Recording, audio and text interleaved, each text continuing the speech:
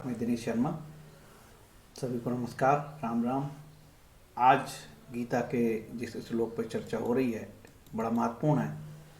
मम माया दुर्त्या देवी, ये गीता का अध्याय 7 का 14वां श्लोक है।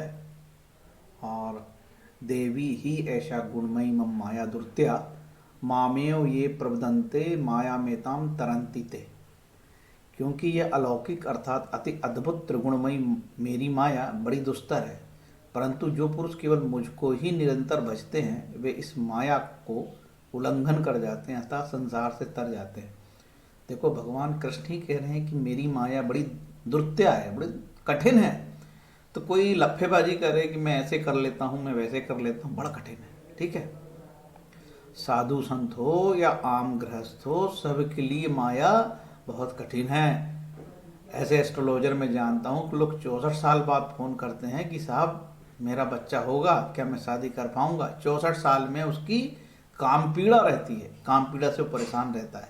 तो ऐसे ही हमारी जो माया है बड़ी कठिन है, इसको पार करना कठिन है। कैसे पार करेंगे?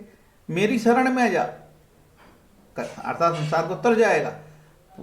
पुरुष केवल मुझको ही निरंतर भजे, भगवान की शरण में जाइए। ठीक है, अब ये तो समझ गए होगा, इसमें कोई कठिन नहीं है। ठीक है, तो ये मम माया दुर्त्या, ये शब्द याद रखो कि यार भगवान कृष्ण कहते हैं मेरी माया बड़ी दुर्त्य कठिन है। इस जीवन को पार करना बहुत कठिन है। तो क्या करना है? मुझको ही निरंतर भज, माम एकम शरणम भज। भगवान कहते हैं मेरी शरण में आ जा।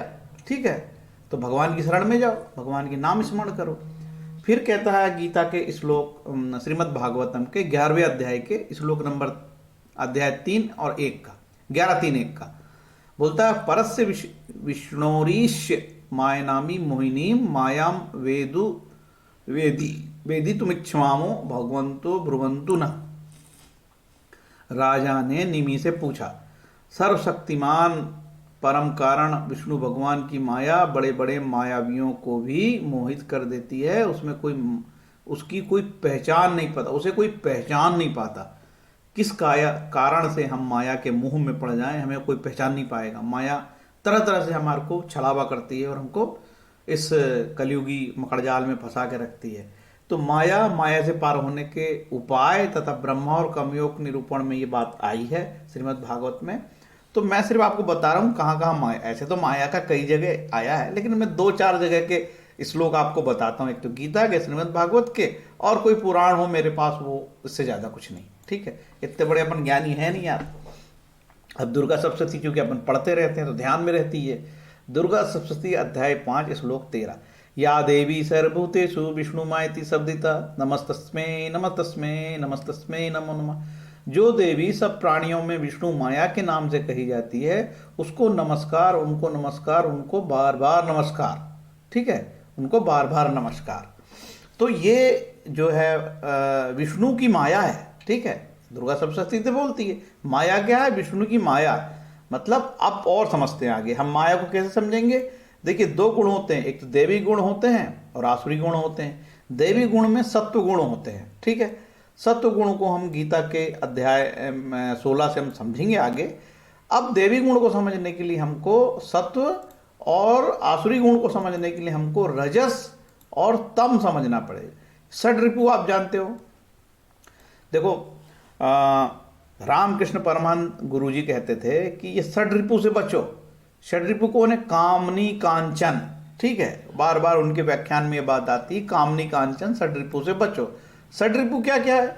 षड्रिपु ये है, वासना, क्रोध, लालच, अहंकार, आसक्ति, ईर्ष्या, ये सब चीजें हमारी षड्रिपु है। ठीक है, इसी को कामनी कांचन रामकृष्ण परमहंस अपने बार बार लोगों को, अपने भक्तों को सलाह देते थे, कामनी कांचन से बचो।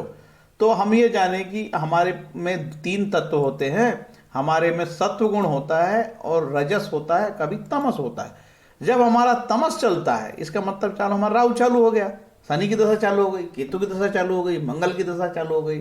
रजस ये तमस है। ठीक है, और यदि हमारा अच्छा समय चल रहा है, इसका मतलब हमारा सत्व चल रहा है।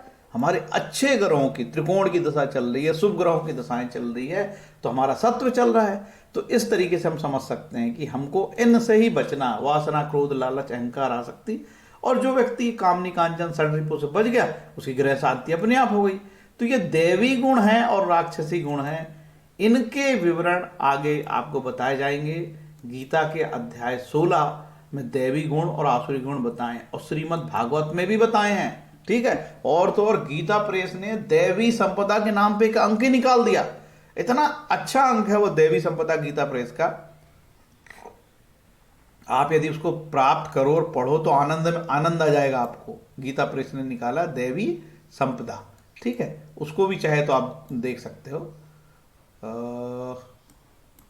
ये बात यहां तक आपको समझ में आई होगी कि छोटे से श्लोक से आपको क्या प्रेरणा मिली। तो ये मम माया दुर्त्या, बहुत कठिन है जीवन, आसान नहीं है जीवन को आगे बढ़ाना। पल पल पे पदम पदम विपदाम, कुंती महारानी कहती है मुझे बार बार कठिनाई आया, जितनी बार कठिनाई मुझे आएगी मैं भगवान कृष्ण का नाम लूंगी, उनके दर्शन करूंगी। तो ये माया से तरने का उपाय भगवान की शरण में है। भगवान कृष्ण कहते हैं कि मेरी शरण में आ जा, माम एकम शरणम भज। ठीक है, और मुझे भज, मेरा भजन कर।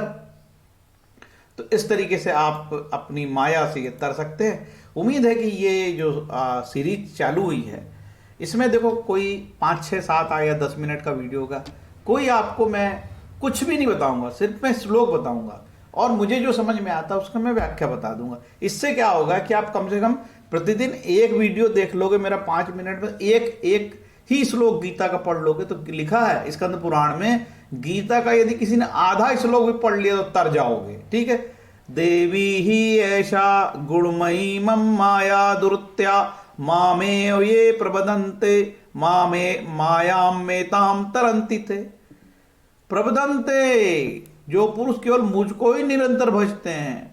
त्रिगुणमयी मेरी माया बड़ी दुस्तर है, परंतु जो पुरुष केवल मुझको ही निरंतर भजते हैं वे इस माया का उल्लंघन कर जाते हैं। अब भजते क्या? अपना गुरु मंत्र ले लो, ओम नमः शिवाय जपो, हरे राम हरे कृष्णा जपो, या राम श्री राम जय जय राम जपो, या राधा राधा जपो। जैसे भी आजकल मथुरा में वो बाबा जी है प्रेमानंद महाराज, बहुत अच्छे से लोगों को भक्ति का प्रचार कर रहे हैं और नाम जप की बात बता रहे हैं। तो नाम जपो यार, है ना। तो नाम जप करने से ही ग्रह शांति हो जाती है। बाकी बहुत सारे लोग जीवन में परेशान। अब किसी की राहु की दशा चल गई, एक जातक अफ्रीका का है, मुझे 2 साल से जुड़ा है, उसके जीवन में मैंने कोई भी सुधार नहीं देखा। इवन और उसका जो ना डाउनफॉल होते जा रहा है, मतलब उसके खाने पीने के भी लाले पड़ते जा रहे हैं, दुकान उसकी नहीं चल रही है। तो मैं ऐसे लोगों के लिए ही ऐसे वीडियो बना रहा हूं। हमारी डेस्टिनी, हमारा प्रारब्ध, उसका हम कुछ नहीं कर सकते। ठीक है, इसलिए हमें अपनी जो तृष्णा है, हमको तृष्णा को संतुष्ट करना पड़ेगा। हमारे जो देवी गुण है उसको डेवलप करना पड़ेगा हमको, और हमारी जो आसरी प्रवृत्तियां हैं उसको दबाना पड़ेगा। और हमारा जो ये देवी सत्व है, सत्व गुण को आगे करना पड़ेगा भगवान भक्ति से, और हमको तमस को और रजस को दबाना पड़ेगा। हर एक व्यक्ति के शरीर में ये 3 तत्व होते हैं, सत्व, रज और तम। यदि हमने तमस हमारा एक्टिवेट हो गया, मतलब हमारी खराब दशा चल रही है, और सत्व गुण एक्टिवेट हो गया तो हमारी खराब दशा है। सत्व गुण है तो हमारी खराब दशा में भी सत्व गुण के बल पे हम अपनी माया को, भगवान की कठिन माया को, दुर्त्या को हम पार कर जाएंगे। केवल ईश्वर की शरण में हमको जाना। और ये षड्रिपु है जो किसी के सगे नहीं है और किसी को नहीं छोड़ते। वासना, क्रोध, लालच, अहंकार, आसक्ति और ईर्ष्या, ये भयंकर खतरनाक है। ठीक है, बस इतना ही बोल के मैं ये वीडियो विराम देता हूँ। उम्मीद है ये छोटी सी श्रृंखला आपको अच्छी लगी होगी। भाई हम बहुत बड़े ज्ञानी नहीं है, संत नहीं है, भगवान ही पहने हैं, लेकिन क्या हमारा अधिकार नहीं है? क्या हम संत नहीं है तो क्या हम गीता के किसी श्लोक को व्याख्या नहीं दे सकते? क्या हमने भगवा पहने नहीं है तो हमने कुछ बता नहीं सकते लोगों को? क्या हम बिल्कुल निष्काम भाव से बता रहे हैं, हमको इसमें कोई लालच लेना देना नहीं है। हम नहीं बोलते बार बार कि भैया तू हमारे को शेयर कर देना, ये कर देना, वो कर देना। हम नहीं बोल रहे, किसी को बोल रहे। हम तो ये कहते हैं कि भूल से भी उसने ये श्लोक देख लिया कि भगवत गीता के 7:14 में ये लिखा है, और एक बार भी उसका प्रोनाउंसिएशन कर लिया, मैंने अच्छे से लिखा, देवी ही ऐसा गुणमयी मम माया दुर्त्या, मामेव ये प्रबदन्ते माया मेताम तरंती थे। इसी को एक माला कर ले भाई, इसी को एक माला कर ले, इसी को एक माला कर लो, आपका उद्धार हो जाएगा। मैंने तो ये बताया कि आधा श्लोक से भी जो है आपको लाभ होता है। तो हम इसी बहाने हम किसी हमारा एक व्यक्ति को ये वीडियो देखने को मिल गया, तो ये गीता का प्रचार आजकल में घर घर गीता का प्रचार हम नहीं कर सकते यार। हम अब कहाँ से पेट्रोल लाएंगे, कहाँ गांव जाएंगे, कहाँ शहर जाएंगे। तो हम आप यूट्यूब के माध्यम से गीता का प्रचार कर रहे हैं कि भगवान कृष्ण ने खुद ही कहा है 18वें अध्याय में 69-70 में लिखा है भगवान ने कि जो गीता का प्रचार करेगा इस धरती में सबसे प्रिय मेरा वही होगा। तो भैया मैं गीता का प्रचार कर रहा हूं, इसमें मेरा कोई लाभ नहीं है, कोई लाभ नहीं है, ठीक है ना। और ना मैं कोई लाभ की बात करता, इसलिए इस वीडियो में कभी नहीं बोलूंगा मैं कि मेरे को लाइक कर देना, कमेंट कर देना, शेयर कर देना, ना भाव। ये गीता का शुद्ध प्रयोग देख लेना, मनन करना, एक गीता जरूर खरीद लेना, चाहे एस्कॉन की खरीदो, चाहे गीता प्रेस की खरीदो, चाहे रामकृष्ण परमहंस मिशन वेल्लूर से छपती वो खरीदो, या योगदा सत्संग वाले की खरीदो। गीता अनेक प्रकार की है और सब गीता लेके आनंद लो, कभी भी एक में संतुष्ट नहीं हो जाना भाई, ठीक है ना। जब तक हम बहुत, अब जैसे कि मुझे सबसे अच्छी गीता अभी लग रही है, कभी कभी अलग अलग समय पे अलग अलग लगती है जब मेरी दशाएं चली। अभी मैं स्वामी रंगनाथानंद महाराज की गीता हिंदी में भी है, अंग्रेजी में, पार्ट 1, पार्ट 2, पार्ट 3, इतनी जोरदार विश्लेषण है यार, क्या बताऊं, आनंद हो जाता हूं, मन में आनंद भर जाता। और सिर्फ मुझे कोई चीज संतुष्टि देती है तो वो गीता देती है। देखो आपने प्रेमानंद महाराज के हर एक लेक्चर में गीता के श्लोक आते हैं, ओरिजिनल बाबा है वो, ओरिजिनल।